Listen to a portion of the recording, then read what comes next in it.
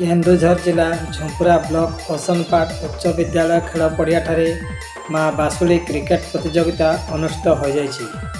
Cricket खेल प्रतियोगितार final खेल गुमुरा एकादश सहित डायमंड एकादश हांडीभंगा मध्य अनुष्ठित होता।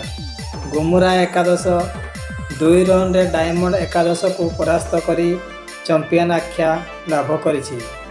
पुरस्कार वितरणी उत्सव रे मुख्य अतिथि भावे मुख्यमंत्री झुंपुरा ब्लॉक प्रतिनिधि महेंद्र कुमार पट्टनायक योगदान करथिबा बेले सम्मानित अतिथि भावे उखुंडा मंडल सभापति प्रवीर रंजन नायक, सांसदों ब्लॉक प्रतिनिधि पंचानन साहू, शिक्षा प्रतिनिधि विजयानंद बेहेरा, उखुंडा मंडल कृषक मोर्चा सभापति रमेश चंद्र महांत, जिला आदिवासी मोर्चा सदस्य परवासिया नायक योगदान करथिले।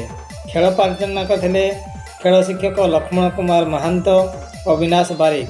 भाष्यकार भावे बापी नायक योगदान करथिबा बेले चैंपियन दल को नगद 15,000 टंका सहित चैंपियन ट्रॉफी प्रदान करथिबा बेले रनर्स दल को नगद 10,000 टंका सहित रनर्स ट्रॉफी प्रदान करथिले।